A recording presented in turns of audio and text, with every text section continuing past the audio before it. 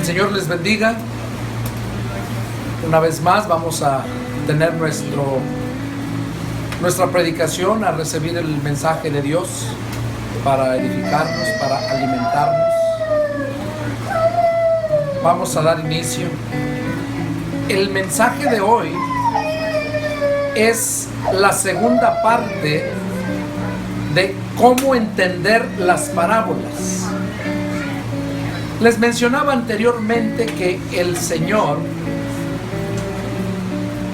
la palabra la ministraba por medio de parábolas. Y sin parábolas no les hablaba nada. Dice que a sus apóstoles, a sus discípulos, les declaraba aparte todas las cosas. Y vamos a leer aquí en el Salmo 78:2 para recordar de la parte 1 y poder entrar en la parte 2. Salmo 78, versículo 2, dice así la palabra del Señor. Salmo 78, verso 2. Abriré mi boca en proverbios, hablaré cosas escondidas desde tiempos antiguos. Fíjense lo que está hablando el Señor. Abriré mi boca en proverbios. Está hablando en futuro. Hablaré cosas escondidas desde tiempos antiguos. Y en Mateo 13:35, del 13:34-35, es lo que mencionaba hace un momento. Mateo 13, 34 y 35 dice: todo esto habló Jesús por parábolas a la gente, y sin parábolas no les hablaba, para que se cumpliese lo dicho por el profeta cuando dijo: abriré en parábolas mi boca, declararé cosas escondidas desde la fundación del mundo. Si se dan cuenta, leímos en Salmos, en el Antiguo Testamento, y acabamos de leer aquí en el Nuevo Testamento, en el Evangelio de San Mateo, donde Mateo nos menciona que Jesús, por medio de las parábolas, les hablaba a la gente, y que sin parábolas no les hablaba, pero que a sus siervos les declaraba en particular todas las cosas. Ok. Entonces, de acuerdo a esto, nos podemos dar cuenta por qué razones que mucha gente no entiende la palabra de Dios. ¿Por qué es que hay tantas religiones? Mencionaba yo en la parte 1 que es precisamente porque ignoran las Escrituras, porque no pueden entender la palabra, porque Dios no los llamó para eso. Y yo sé que a muchos que me están viendo ahí en las pantallas les va a caer mal, pero es la verdad. Es la verdad. Si Dios no los llamó, Dios no los va a respaldar, mucho menos va a hablar a través de ellos. Menos les va a revelar todas las cosas. Por eso es el tema, cómo entender las parábolas, y es parte 2. Hablábamos la primera vez, ¿qué es una parábola? De acuerdo al diccionario Pequeño Larousse, dice que parábola es un figurativo, algo que está representando, una figura que representa algo con una enseñanza, de acuerdo al diccionario. Y proviene del griego parábole. Y también dice que es una narración de la que se deduce una enseñanza. Eso es parábola. Es una narración de la que se deduce o de la que se subtrae una enseñanza moral o una verdad importante. O sea, es bien importante entender esto. Esta es la definición de una parábola. una verdad importante. Ahora pregunto, ¿era importante lo que Jesús andaba predicando, lo que Jesús andaba anunciando? ¿Era importante? ¿Para quién era importante? ¿Para Jesús? Para nosotros. Para nosotros es importante.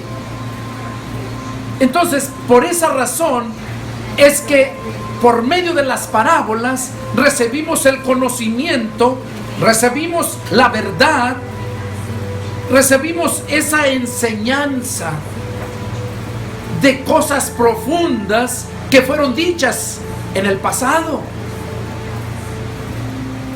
Eso es una parábola. Y a hoy el Señor nos las revela a nosotros, a sus siervos. Les mencionaba yo la vez pasada la parábola del sembrador. Y el domingo pasado les enseñaba acerca de la parábola del trigo y la cizaña.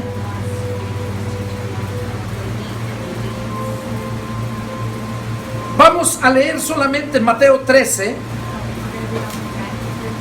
verso 37 al 39.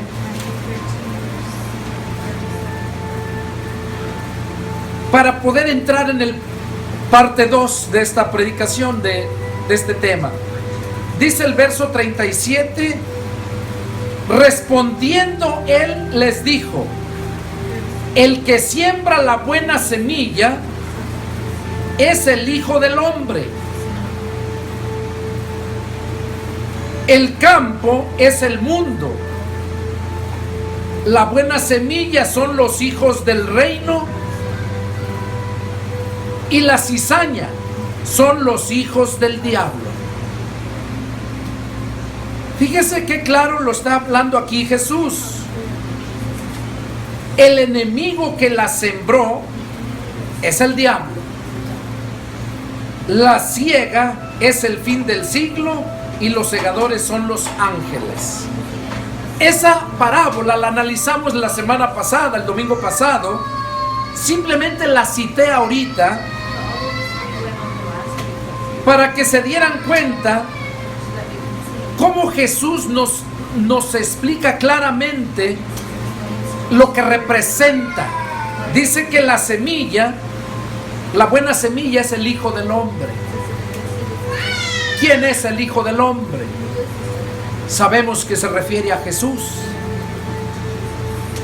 Él es la buena semilla. Y luego dice, porque en otro pasaje habla otra parábola, que la semilla es la palabra. Y cuando vemos en el Evangelio de Juan capítulo 1 versículo 1, nos encontramos que la palabra es Cristo. Lo vemos en San Juan capítulo 1 versículo 14, donde dice que aquella palabra o aquel verbo se hizo carne y habitó entre nosotros. Entonces ahí podemos darnos cuenta que cuando dice que la semilla es el Hijo del Hombre, se refiere a Jesús. Y luego dice en el verso 36, el campo es la buena semilla. Dice, el campo es el mundo, la buena semilla son los hijos del reino, perdón. La buena semilla son los hijos del reino.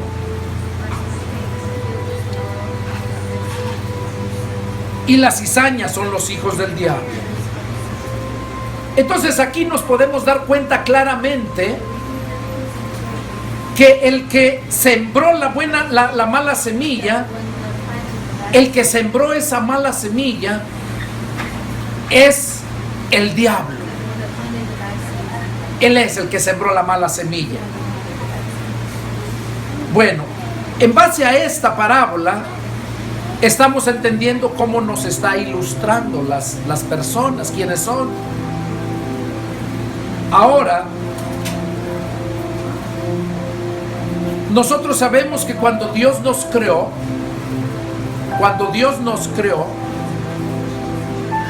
nos creó para vivir Él en nosotros. Cuando Dios nos creó para vivir Él en nosotros. Y así poder disfrutar Él, Dios, y nosotros la eternidad. Porque Dios no nos creó para nacer, crecer y morir y ahí acabarse todo. No. Dios nos creó para vivir eternamente, para vivir Él en nosotros. Para eso nos creó. Y vamos a citar unos versículos para que veas que lo que te estoy hablando es lo que la palabra de Dios dice. Vamos a ver lo que nos dice en 1 de Corintios, capítulo 6, versos 13. 1 de Corintios, capítulo 6 y el versículo, el 13, y luego vamos a leer el 19 y el 20. Mira lo que dice el verso 13. Dice: las viandas para el vientre y el vientre para las viandas, pero tanto al uno como a las otras destruirá Dios. Oigan, aquí viene el tema por el cual cité esta escritura. Pero el cuerpo no es para la fornicación, sino para el Señor, y el Señor para el cuerpo. O sea, ¿qué nos está diciendo aquí? Mencionaba yo anteriormente que Dios nos creó para Él vivir en nosotros. Nuestro cuerpo fue diseñado para Dios vivir en nosotros. Y aquí lo estamos mirando claramente en lo que nos dice el apóstol Pablo, donde dice, verso 13 a mediados: pero el cuerpo no es para la fornicación, sino para el Señor, y el Señor para el cuerpo. ¿Entienden qué es lo que está diciendo ahí? El cuerpo es para el Señor y el Señor es para el cuerpo. Para eso nos creó Dios, para Él vivir en nosotros y nosotros en Él, y poder disfrutar la vida eterna. Vamos a ver qué nos dice el verso 19 y el 20. Oigan: ¿o ignoran que su cuerpo es templo del Espíritu Santo? Está preguntando Pablo. ¿O ignoran que el cuerpo es templo del Espíritu Santo, el cual está en ustedes, el cual tienen de Dios, y que no son de ustedes? Porque han sido comprados por precio. Glorifiquen pues a Dios en su cuerpo y en su espíritu, los cuales son de Dios.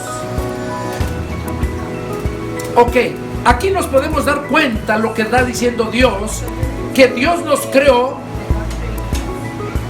que nuestro cuerpo es un templo para Dios. Pero el diablo llegó a tomar el lugar que no le correspondía, y por eso está el mundo así. Porque no está siendo gobernada la persona por el Espíritu de Dios, sino por el espíritu del diablo, espíritu del mal. Y aquí vemos claramente, nos dice Pablo en el verso 20, que hemos sido comprados por precio. ¿Cuál es el precio? El sacrificio que hizo Cristo en la cruz, con su sangre que derramó. Con eso nos compró, de tal modo que ya no somos nosotros mismos los dueños de nosotros mismos, sino somos de Cristo, porque Él nos compró. Y si Él nos compró, entonces ¿por qué alguien viene a usar lo que Él compró? ¿A ti no te gustaría que alguien llegara a usar algo que tú compraste? ¿Pelearías? ¿Qué crees que hizo Cristo? Cristo vino a destruir todas las fortalezas del diablo. Cristo vino a darnos vida, a volvernos a levantar.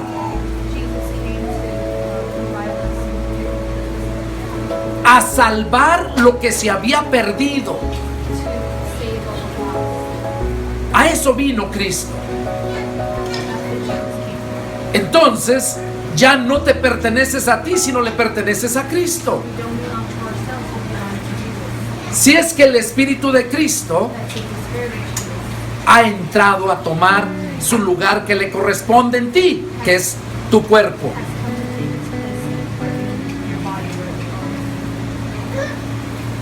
Ahora vamos a ver otro ejemplo. Colosenses capítulo 2, verso 10.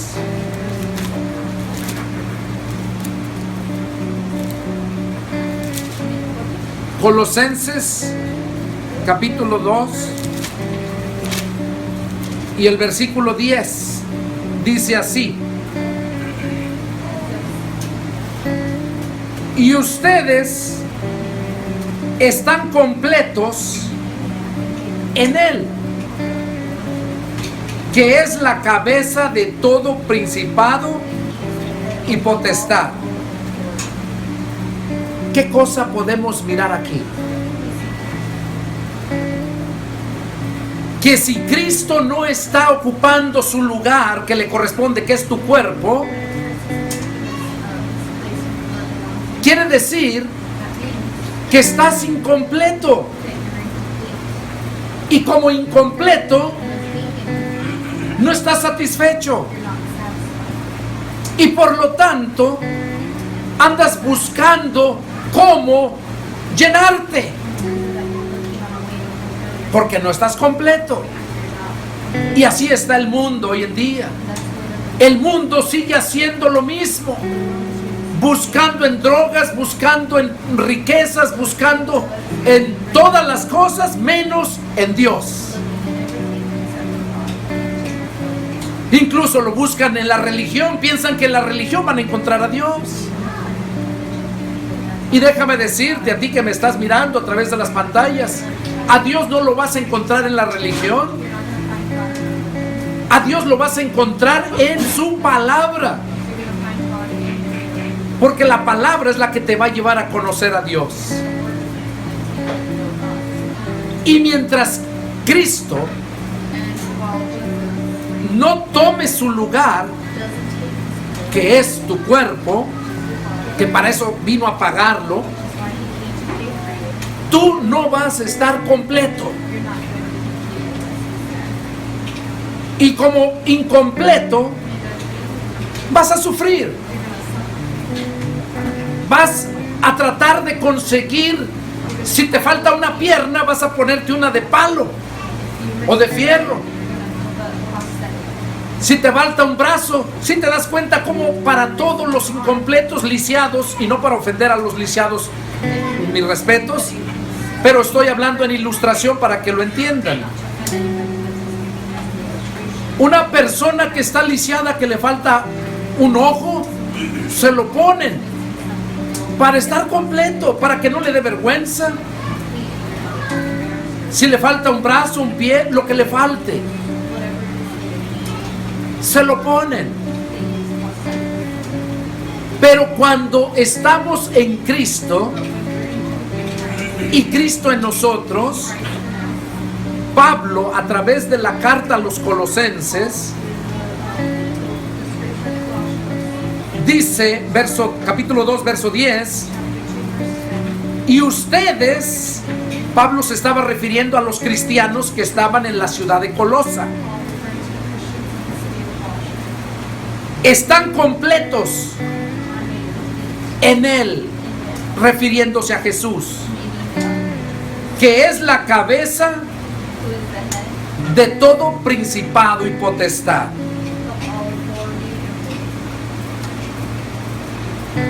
Ahora, Jesús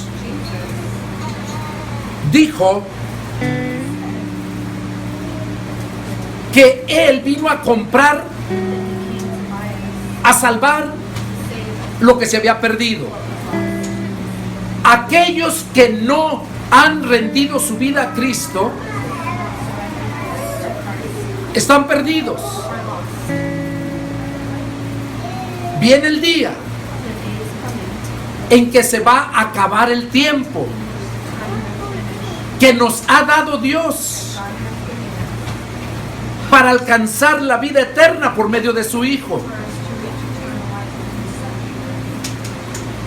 Dice que unos van a resucitar para vida eterna y otros para condenación y sufrimiento eterno. Vamos a ver la escritura, lo que nos dice. San Juan capítulo 5 y el versículos 24, 25, 28 y 29. Capítulo 5, versos 24 y 25 y 28 y 29. Dice así: de cierto les digo, el que oye mi palabra y cree al que me envió, tiene vida eterna y no vendrá a condenación, mas ha pasado de muerte a vida.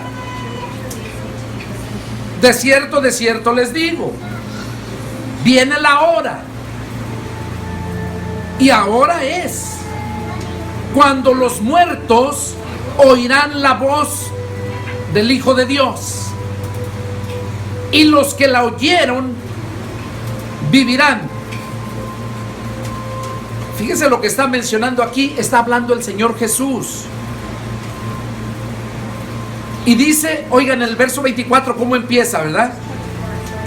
De cierto les digo. ¿Qué quiere decir esta palabra dos veces? De cierto.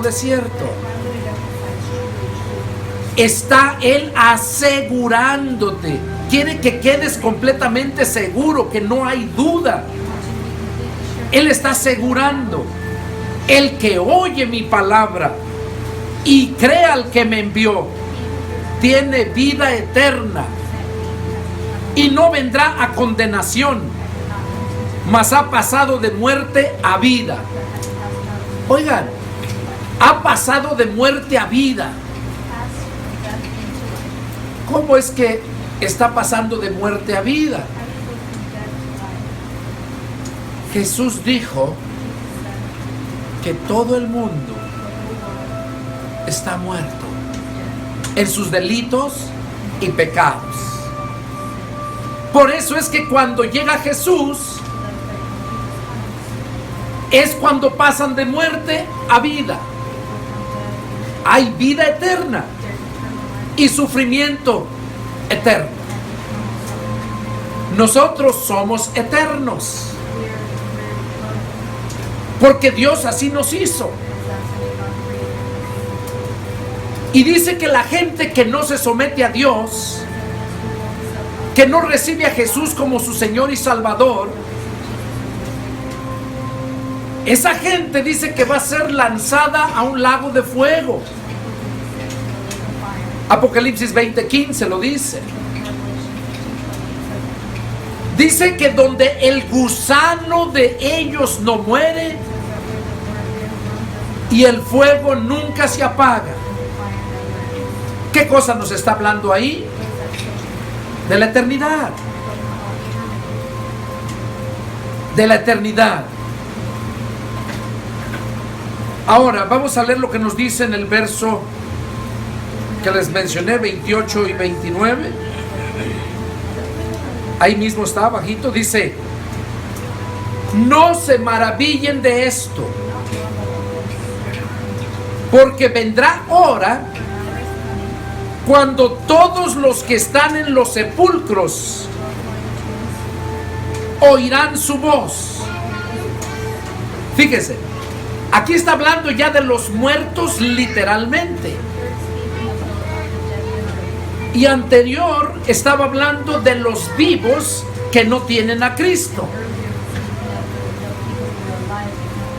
que están muertos. Por eso Jesús le dijo a un hombre que creyó en él, quería seguirlo, pero Jesús le dijo, este hombre le dijo: deja que vaya y entierre a mi padre y regreso para seguirte. Y Jesús le dijo: deja que los muertos entierren a sus muertos.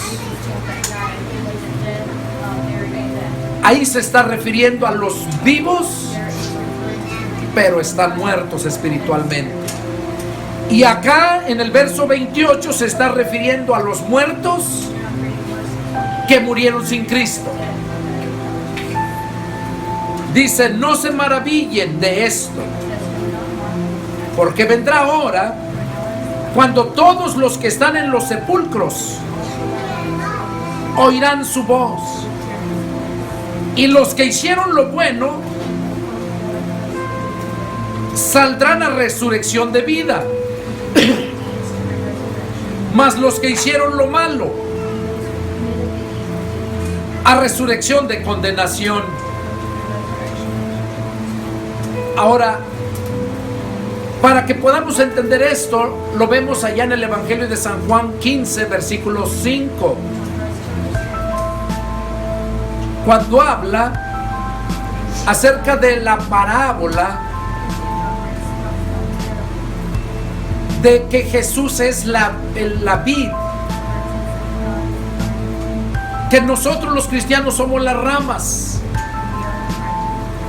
y que el jardinero o el labrador es el Padre. Juan 15, versículo 5 dice Jesús: permanezcan en mí y yo en ustedes, porque separados de mí nada pueden hacer. Y cuando está hablando Jesús ahí, que separados de mí nada pueden hacer, no se está refiriendo a que tú no puedes hacer nada, no. Jesús se está refiriendo a que no puedes hacer nada bueno. Porque si te das cuenta, en Juan 8:31 les dijo a los judíos que habían creído en él: ustedes son hijos de su padre el diablo, porque las obras de él hacen. Entonces sí podían hacer cosas.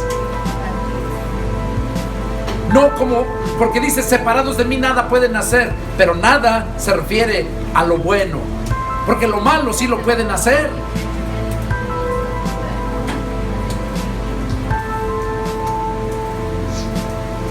Porque depende quién esté controlando tu vida. Tú eres un templo que Dios creó desde cuando empezó a crear la humanidad. Te creó para vivir Él en ti.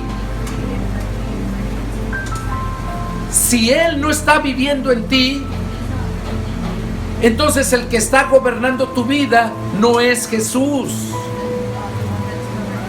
No estás en el reino de Jesús.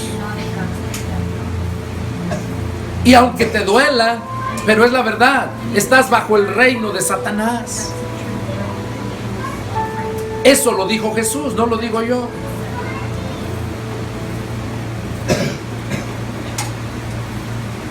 Ahora vamos a leer una parábola, una enseñanza que yo me quedé sorprendido cuando entendí esto. Vamos a leer en Efesios capítulo 5.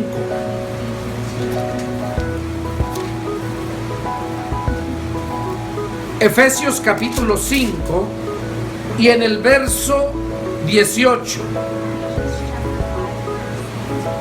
dice así: no se embriaguen con vino, en lo cual hay disolución. Antes bien, sean llenos del Espíritu. Ahora, en Hechos capítulo 2 versículos 13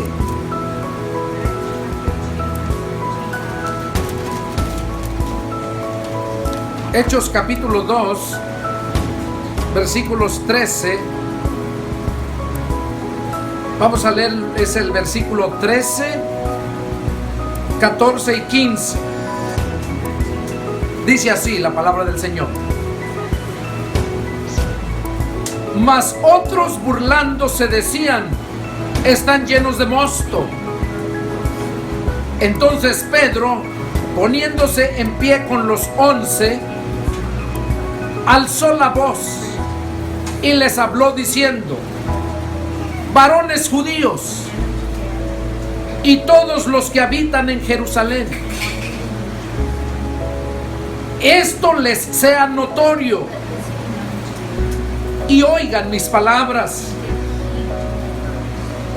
porque estos no están ebrios, como ustedes suponen, puesto que es la hora tercera del día. Ok, les voy a explicar. Ahí estaba hablando el apóstol Pedro, porque cuando Dios mandó el Espíritu Santo, allá cuando estaba terminando la fiesta de Pentecostés en el último día, vino sobre 120 cristianos.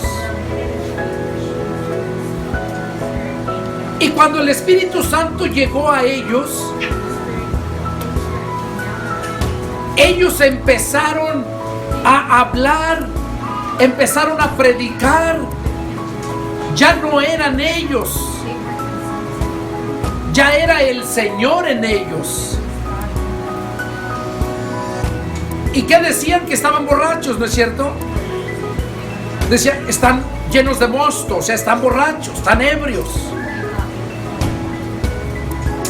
Y en Efesios, lo que leímos anteriormente,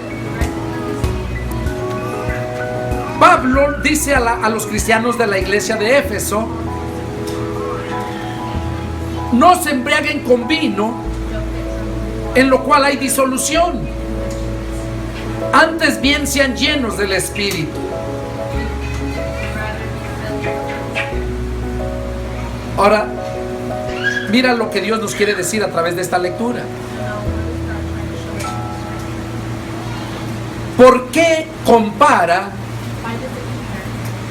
a un borracho con un cristiano que tiene el Espíritu? ¿Por qué lo compara así? Te voy a explicar por qué. Cuando un borracho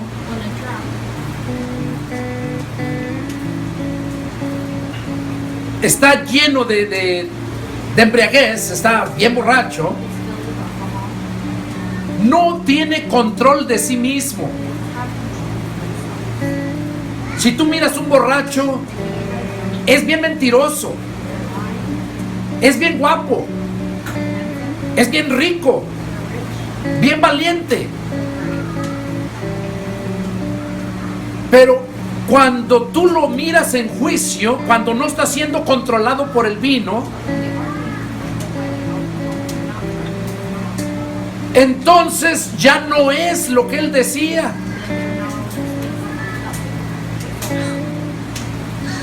Y para que él siga creyéndose que es rico, que es guapo, que es valiente y todas esas cosas, tiene que seguir estando borracho. Y lo mismo pasa cuando recibimos el Espíritu Santo. Es por eso que Pablo les dice a los hermanos de la iglesia de Éfeso que sean llenos del Espíritu Santo. ¿Por qué? Porque cuando el Espíritu Santo toma control, entonces ya no eres tú, es el Espíritu Santo que está haciendo todas las cosas que tú haces.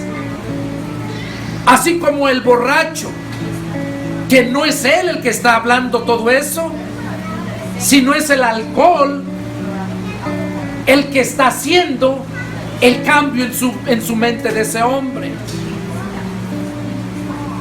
Y por esa razón Pablo les dice a los de la iglesia de Éfeso, y hoy les dice a ustedes aquí, y a ustedes que me están viendo en las pantallas, allá en YouTube, en la televisión, donde quiera que me mires, que Dios quiere que sean llenos del Espíritu Santo.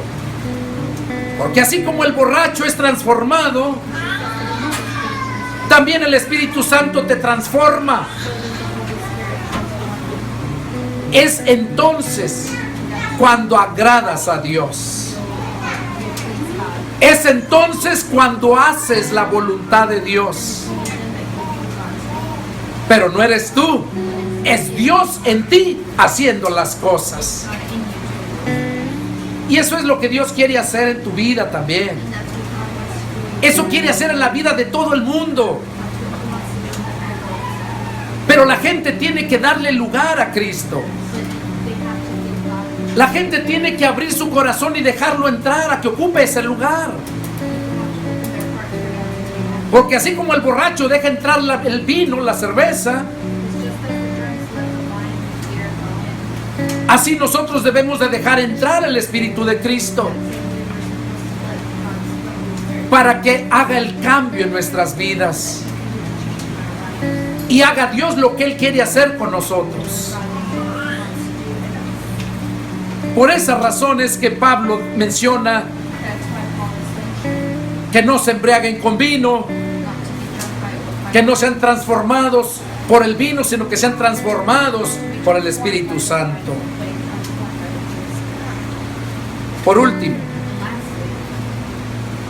vamos a ver lo que nos dice Primera de Juan.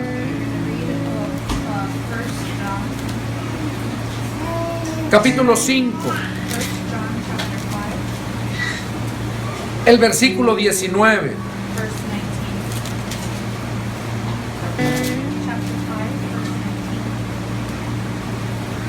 Dice el verso 19: sabemos que somos de Dios y el mundo entero está bajo el maligno. Ahí nos podemos dar cuenta lo que estaba diciendo yo desde un principio, que Dios te creó para vivir en ti. Y si no está viviendo Dios en ti, alguien más está viviendo dentro de ti. Y en esta escritura nos damos cuenta que el mundo entero está bajo el maligno, o sea, está siendo controlado por el maligno, o sea, por el diablo. O sea que en este mundo o eres de Dios o eres del diablo, no hay término medio. Y eso es lo que Dios quiere que sepas.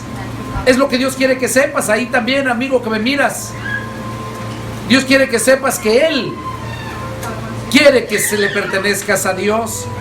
Y para eso tienes que dejarle entrar, para que Él tome control de tu vida. Por eso Jesús dijo, Juan 15:5, separados de mí nada pueden hacer. Así como el borracho no puede hacer esas cosas que hace si no está lleno de bebida, emborrachándose. Así el cristiano, si no está lleno del Espíritu, no puede hacer la voluntad de Dios. Hace la voluntad de los deseos de su carne. Y los deseos de la carne, dice Romanos capítulo 8, verso 5, verso 4, que la carne, los deseos de la carne son enemistad contra Dios. Porque no se sujetan a la ley de Dios y ni tampoco pueden. Aunque quieran, no pueden. Porque solamente es el poder del Espíritu Santo el que puede hacer todas esas cosas. Y Dios quiere que le abras tu corazón. Dios quiere llegar a ocupar su lugar por el cual Él te creó. Él quiere que pases de esta vida de muerte a la vida eterna que ya tiene preparada, a los cielos nuevos y tierra nueva que ya creó. Pablo los miró, Juan los miró, y tú lo puedes leer allá en el libro de Revelación o Apocalipsis capítulo 21. Ahí es donde vas a encontrar que Dios ya tiene cielos nuevos y tierra nueva. ¿Y para qué crees que son esos? ¿Para que se miren bonito nada más? De nada sirve si está ahí, pero no hay quien esté disfrutando eso. De nada sirve un carrazo hermoso si no está un buen chofer arriba. De nada sirve una casa hermosa, preciosa, si no hay personas, niños disfrutando la casa. Y por eso Dios creó esos cielos nuevos y tierra nueva para todos aquellos que hemos creído en Él. Vamos a pasar de muerte a vida eterna. Espero que Dios te haya hablado, hayas entendido cuál es el propósito de Él, que hayas entendido por qué fuiste creado. Tú no eres un accidente. Que pienses que porque tu mamá, tu papá se dejaron, o porque fue una violación, todo es porque Dios lo ha permitido con un propósito. Dios quiere cambiar tu vida. Él quiere que disfrutes las grandezas que Él tiene para ti, pero no son de este mundo. Jesús dijo: no amen al mundo ni las cosas que están en el mundo. Y la mayoría de la gente eso es lo que busca, las cosas de este mundo, riquezas de este mundo. Jesús dijo: no hagan tesoros aquí en la tierra, donde la polilla y el orín los corrompe, donde los ladrones entran y los roban. Hagan tesoros allá en el cielo. Porque donde esté tu tesoro, ahí va a estar tu corazón. Hagan tesoros en el cielo. ¿Y sabes cómo haces tesoros en el cielo? El mismo Señor nos dice, y por un vaso de agua que le des a uno de mis siervos, no perderás tu recompensa. Si por un vaso de agua ya tienes una cuenta allá, ahora ¿qué será cuando te dedicas a agradar a Dios? Cuando sabes en la Escritura cuál es la voluntad de Dios y te esfuerzas por poner por obra la palabra de Dios.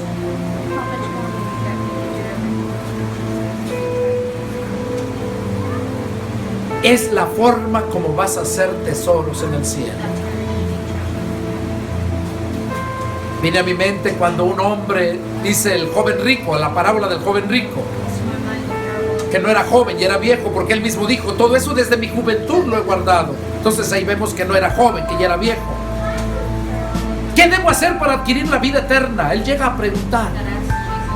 Quizás tú también estés preguntando: ¿qué puedo hacer Porque la mayoría de las religiones y las noticias y todo dicen que ya viene el fin del mundo.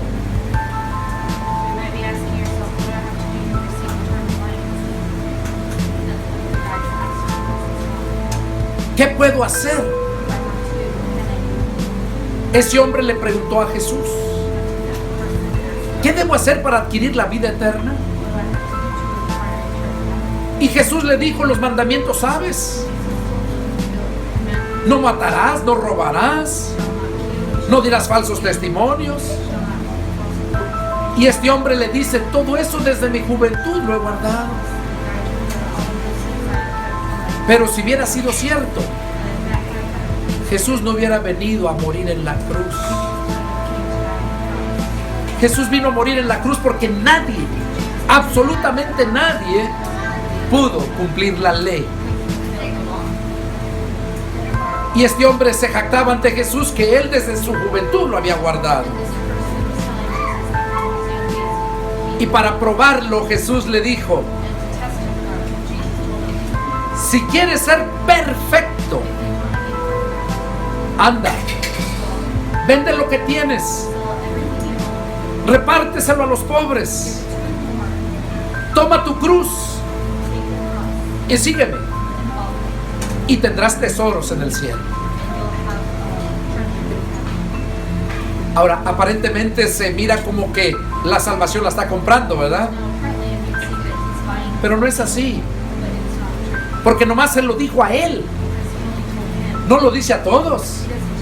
A él es el único que le dijo: vende lo que tienes, repártelo a los pobres, toma tu cruz y sígueme, y tendrás tesoros en el cielo. O sea, hay una forma que nosotros podemos mirar cómo hacer tesoros en el cielo. Porque cuando has entendido el plan de Dios, no te pesa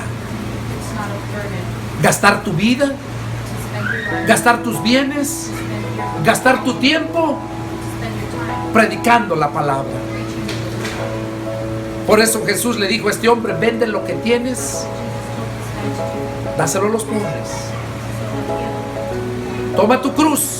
¿Saben qué quería decir o qué quiere decir Jesús cuando dice toma tu cruz y sígueme?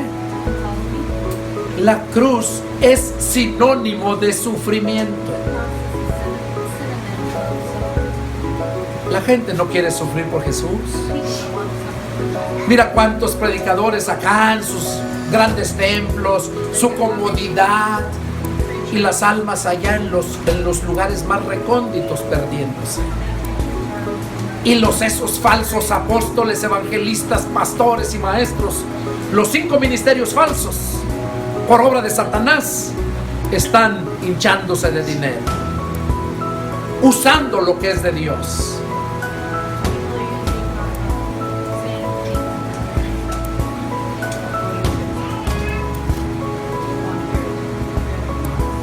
Por esa razón es que Jesús le dijo a este hombre: toma tu cruz y sígueme. ¿Estás dispuesto a sufrir por Jesús? ¿Estás verdaderamente dispuesto? Porque eso es lo que Dios quiere. ¿Cuál es tu disposición? Yo te invito a que medites, en este mensaje, porque todo tiene su tiempo. Jesús dijo: viene la hora, y ahora es. Pablo lo dijo en otros pasajes: la noche está avanzada, el día se acerca, andemos como de día. ¿Qué quiere decir que andemos como de día? Que no hagas nada oculto, que todo esté a la vista, porque todo lo oculto es del diablo, y lo que está a la vista es de Dios. Yo te invito a que medites y sobre todo que invites al Señor a que tome su lugar, porque tú fuiste creado para eso, para que el Señor viva en ti. Y si no lo haces o no lo has hecho, hay alguien ya adentro ahí gobernando, dirigiendo ese templo que Dios creó para habitar Él en ti.